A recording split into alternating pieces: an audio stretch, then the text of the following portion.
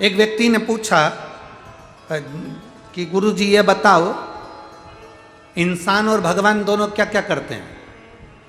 हमने कहा इंसान 10 मंजिल ऊपर पानी देना है तो मोटर से पानी चढ़ाता है, और भगवान, हमने कहा भगवान नारियल के अंदर पानी भरना है तो नीचे से ऊपर अपने आप चढ़ा देता है।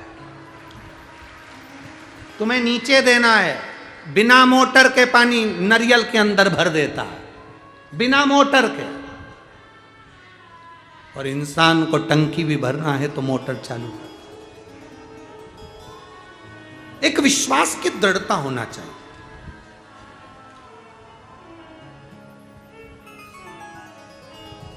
एक भरोसे की दृढ़ता होना चाहिए। जिस समय भगवान राम, मेरे राम जी महाराज जिस समय पर सिंहासन पर बैठे तो माता कौशल्या जी ने भरत, शत्रुघ्न, लक्ष्मण, मांडवी, शुतकीर्ति, उर्मिला सबसे कहा भैया राम अवध के राजा बनकर बैठे हैं, अयोध्या के राजा तुम्हारे भैया राम बनकर बैठे हैं।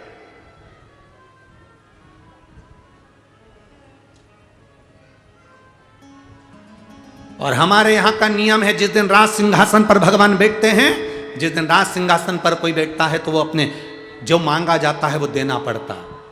आज राम जी राजा बनकर बैठे हैं, मांगो जिसको जो चाहिए,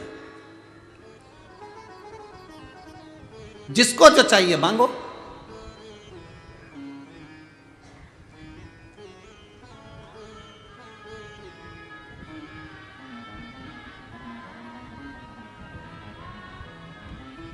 महाराज उर्मिला जी आई, लक्ष्मण जी साथ। लक्ष्मण जी ने कहा भैया आपके चरणों की सेवा दे दीजिए।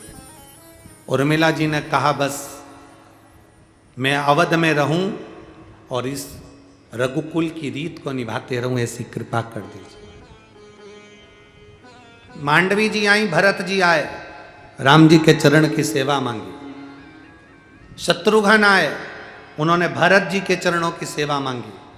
शुतकीर्ति आई, शत्रुघ्न जी की धर्म पत्नी आकर खड़ी हुई। सीता जी ने कहा शुतकीर्ति मांगो, तुमको क्या चाहिए, तुम्हें जो मांगना है मांग लो। शुतकीर्ति कहती हैं राम जी से जो मांगूंगी दे दोगे भैया राम? एक भी ना मांडवी ने ना उर्मिला जी ने ऐसा नहीं बोला जो शुतकीर्ति ने कहा भैया जो मांगूंगी दे दोगे। कौशल्या जी उठकर खड़ी हो गई, उन्होंने कहा शुतकीर्ति कैसे शब्दों से संबोधन कर रही हो, जो मांगना है मांगो। राम जी अवध के राजा बनकर बैठे हैं, तुम्हें जो चाहिए मांग लो। के कई मैया को लगा ये कहीं डबल से 14 वर्ष का वनवास नहीं मांग ले, फिर से ना मांग ले। के कई मैया हाथ जोड़ती अपने सूर्य नारायण भगवान के, मेरे ऊपर जो लगा कलंक भी शुतकीर्ति पर ना लगे। ऐसा कुछ ना मांग ले जिससे दिक्कत हो जाए। मांगो शुतकीर्ति। सीता जी ने कहा मांगो मांगो शुतकीर्ति, क्या चाहिए तुमको? शुतकीर्ति कहती है जी मुझे आपसे नहीं मांगना है, मुझे भैया राम से मांगना है।